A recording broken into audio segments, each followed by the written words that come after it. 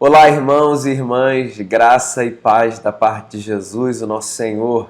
Sejam bem-vindos a mais um episódio do Conheça Sua Bíblia. Esse é o nosso segundo encontro numa jornada a partir do Salmo 119, Cantando o Alfabeto. Esse é o nome que eu resolvi dar para essa série de conversas a partir dessa canção linda, muito rica, que tem como objetivo valorizar a importância da palavra do Eterno na nossa vida. Hoje a gente lê do versículo 9 ao versículo 16, a segunda seção, chamada Bet, que é a segunda consoante do alfabeto hebraico, e a minha oração desde já é para que esse texto fale ao nosso coração, nos inspire e nos faça perceber o valor e a beleza da palavra na nossa vida, na história da nossa comunidade de fé e da Igreja de Jesus. Diz assim o texto sagrado, olha só.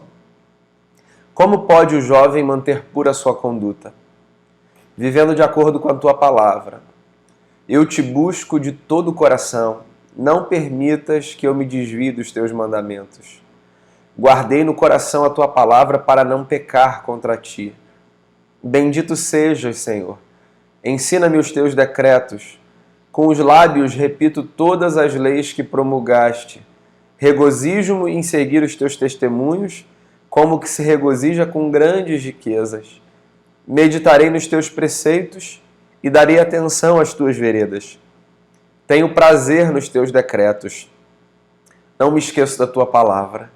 Essa é a segunda sessão dessa poesia linda que se divide, como eu falei semana passada, em estrofes de 8 versículos, cada qual iniciada por uma palavra que tem no seu início uma letra, uma consoante do alfabeto hebraico. Essa seção, portanto, é a seção Bet, que é a segunda consoante do alfabeto hebraico. E essa seção ela se inaugura com uma pergunta importante. Como pode o jovem manter pura a sua conduta? A ideia do jovem como alguém que precisa se ocupar dessa pergunta, como eu faço para manter pura a minha conduta, mais do que uma demonstração dos problemas dessa fase da vida, a ideia dessa pergunta tem a ver com colocar diante da gente o questionamento sobre como todos nós devemos fazer para resistirmos às tentações que todos experimentamos. Pois é, nos arquétipos, nos símbolos e nas representações, talvez o jovem figure no nosso imaginário enquanto esse indivíduo em cuja fase da vida estão as grandes tentações das mais diversas áreas, as pulsões da juventude, os desejos da juventude, os impulsos da juventude, os sonhos da juventude. Há uma representação do jovem como aquele ou aquela que carregam em si muitos desejos e que por isso precisam exercitar um autocontrole, um domínio próprio maior do que em outras fases da vida.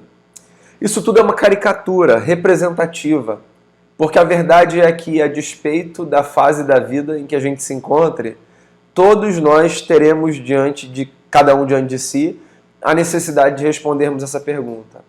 Como nós podemos manter pura a nossa conduta? A ideia do jovem aqui ela funciona muito mais como uma representação de um desafio que todos temos do que como uma indicação de um problema que numa fase da vida nós experimentamos, mas que agora na vida adulta não temos mais a necessidade de nos ocuparmos com esses dilemas. Não! Todos nós temos a responsabilidade de pensarmos sobre a forma como podemos manter pura a nossa conduta. Como nós podemos viver uma vida reta, uma vida bonita. Como a gente pode resistir aos desejos que, nascendo dentro do nosso coração, não são para o nosso bem, mas para o nosso mal. O salmista apresenta uma resposta objetiva e simples. Ele diz assim, vivendo de acordo com a tua palavra, ó Senhor.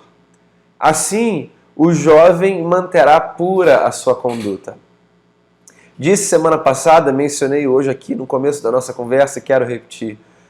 Talvez o maior propósito do Salmo 119 seja o de oferecer um tributo à palavra de Deus. Então o que a gente tem aqui são experiências de vida relacionadas ao valor que a gente precisa dar à palavra na nossa caminhada. E a essa pergunta, como a gente faz para manter a vida pura? Como a gente faz para resistir os desejos que são contra nós, mas como diz o livro de Gênesis, a nós cabe controlá-los? Como a gente faz? A resposta aqui no texto é vivendo de acordo com a palavra. Então, o que o salmista está sinalizando para mim e para você é que nós temos menos chance de sairmos do trilho na jornada quanto mais atenção nós dermos para que a palavra de Deus seja praticada pela gente. A prática da palavra torna a mim e a você pessoas com menos probabilidade de se desviarem do caminho da justiça, do caminho da retidão, ou usando aqui o linguajar dessa sessão, do caminho da pureza. É por isso, por exemplo, que lá no Novo Testamento a gente tem uma recomendação de Tiago, irmão do Senhor, na qual ele diz assim: tornem-se, pois, praticantes da palavra, e não apenas ouvintes, porque os ouvintes da palavra são como aquelas pessoas que veem a sua imagem refletida sobre o espelho, mas tão logo saem dali, não fazem mais ideia do que viram. Os praticantes da palavra, em contrapartida, são aqueles que mantêm viva a imagem que viram diante do espelho, mesmo quando ela não está mais sendo refletida. Por quê? Porque se ocuparam não apenas em observar com os olhos, mas em observar com a vida. Então aqui um conselho prático do texto: dê à palavra o valor que é devido. Por quê? Porque a palavra de Deus contribuirá para que a sua vida seja pura. E por pura, a gente não deve aqui presumir uma vida santa como sinônimo de santarrona, sabe? Essa vida que se pretende mais especial do que a vida dos outros, de uma pessoa que se acha mais elevada, mais especial. Por pura, o que o texto diz não é absolutamente nada disso, mas a possibilidade de nós trilharmos a nossa jornada de maneira mais bela do que trilharíamos se dessemos vazão a todos os nossos desejos. Pense na pureza enquanto a possibilidade de nós vivermos uma vida bonita.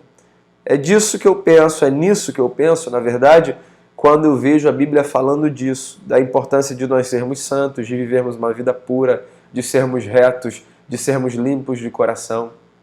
Penso que todas essas expressões são formas de chamarem a nossa atenção para o fato de que a vida pode ser mais bonita. Então, como a nossa vida pode ser mais bonita, diz o texto? Ora, vivendo de acordo com a palavra de Deus. E é por isso que o salmista então faz uma oração depois de responder ele mesmo a pergunta: eu te busco de todo o coração, não permitas que eu me desvie dos teus mandamentos. Aí ele faz uma confissão, ele diz assim: eu guardei a tua palavra no coração para não pecar contra ti. Bendito sejas, Senhor. Ensina-me os teus decretos. Guardei a tua palavra no meu coração para não pecar contra ti.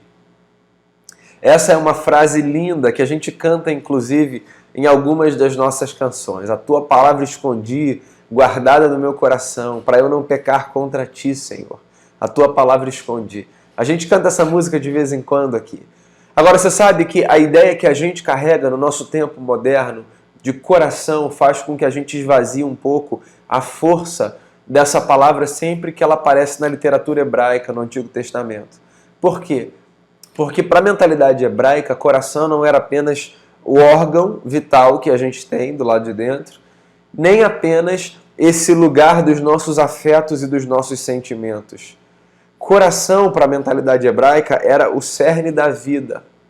Coração era o lugar da vontade, era o lugar do entendimento, era o lugar da força, era o lugar do sentimento também, era o lugar da inteligência. O coração aparece na literatura hebraica como o centro da vida. Então, quando o salmista diz assim: eu guardei a tua palavra no meu coração para não pecar contra o Senhor, ele não está dizendo apenas que ele guardou a palavra de Deus com sentimentos nobres. Eu envolvi a tua palavra com afetos nobres. Não tem a ver com isso apenas, nem principalmente. Tem a ver com afirmar que nós devemos levar a palavra para os recônditos da nossa existência, para os lugares mais profundos, para o lugar de onde todas as coisas nascem. É como Jesus, quando numa conversa com outros judeus, disse que nós deveríamos cuidar daquilo que sai pela boca e não daquilo que entra. Porque do coração, ou seja, o que está lá dentro, saem os nossos bons e maus pensamentos, os nossos bons e maus desejos, as nossas boas e más condutas, do coração, da fonte da vida. Então o coração aparece como fonte da vida, razão pela qual, se a gente deseja que a nossa vida seja esse palco de nascedouro do que é belo, do que floresce e do que contribui para a ordem, para a beleza e para a demonstração da glória de Deus no mundo, então a gente precisa levar a palavra para lá.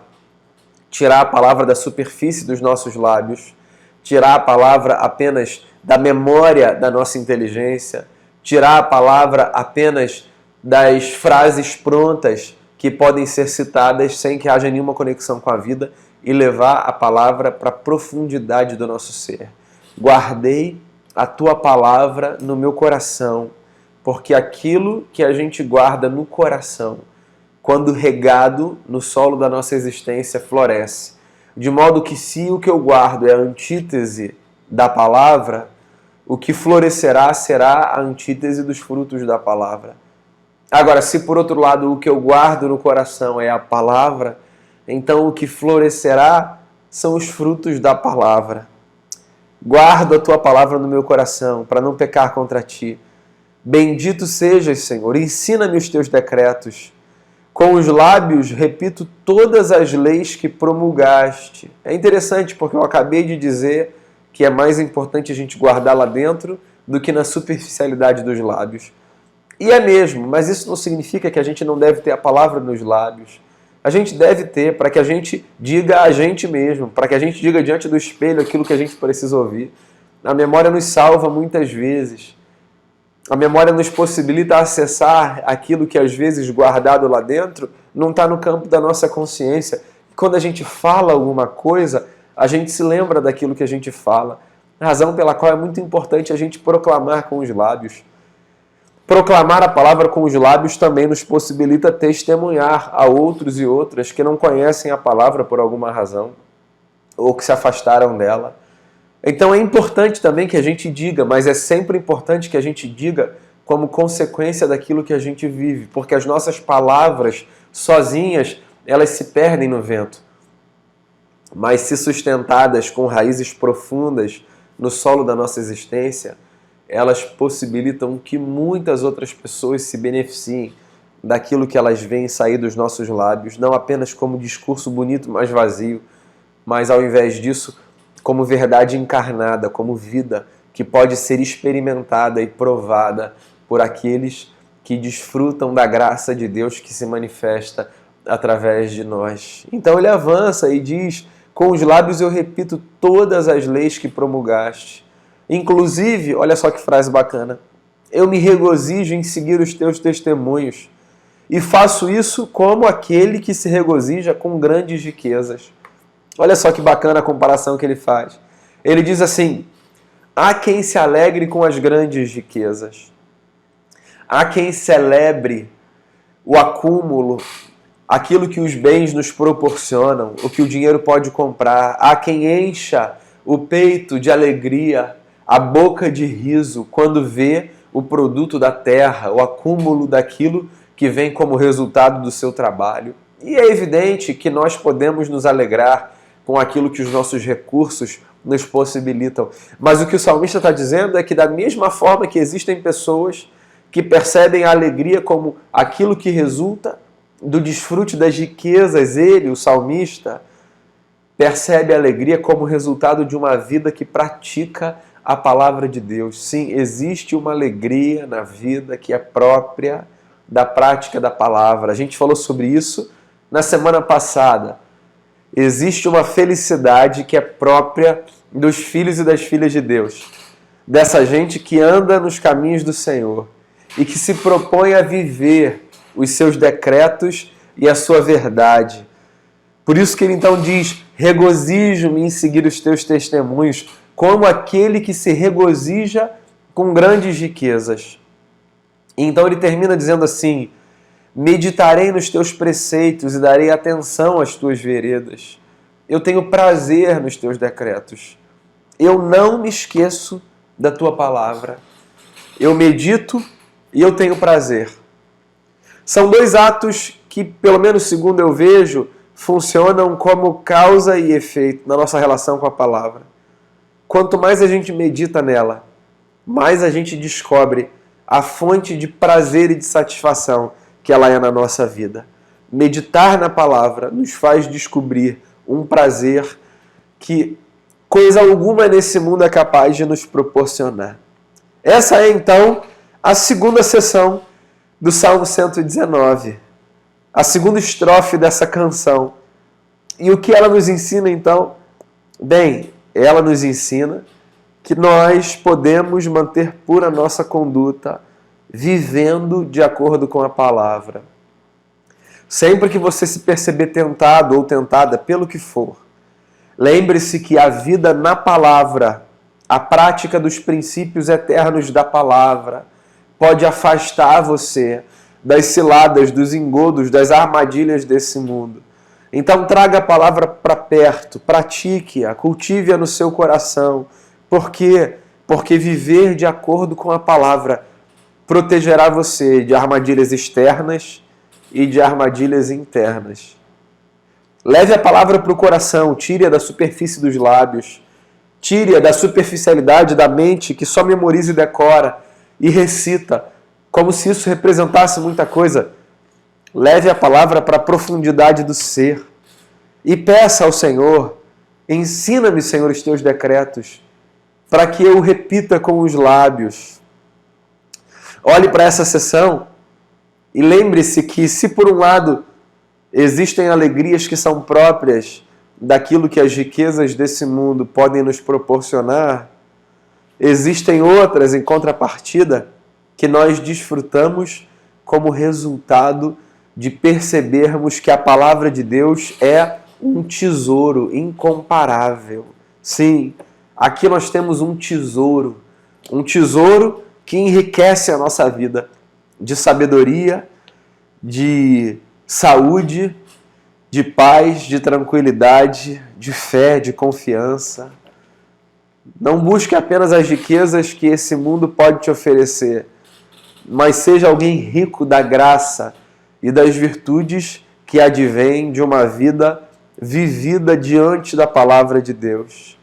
E faça essa experiência de meditar e encontrar prazer. Dia sim, outro também. Abra o texto, onde quer que você queira abrir. Separe uma porção, leia e permita que o texto leia a sua alma.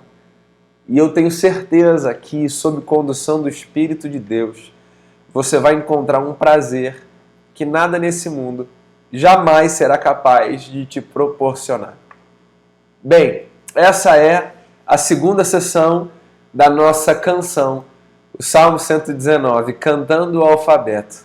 Eu espero que esse texto abençoe seu coração e eu oro para que na próxima semana nós estejamos juntos aqui mais uma vez para nos abençoarmos mutuamente a partir da leitura e da compreensão do texto sagrado. Deus fique com você e com a sua casa. Um grande abraço e até o nosso próximo encontro.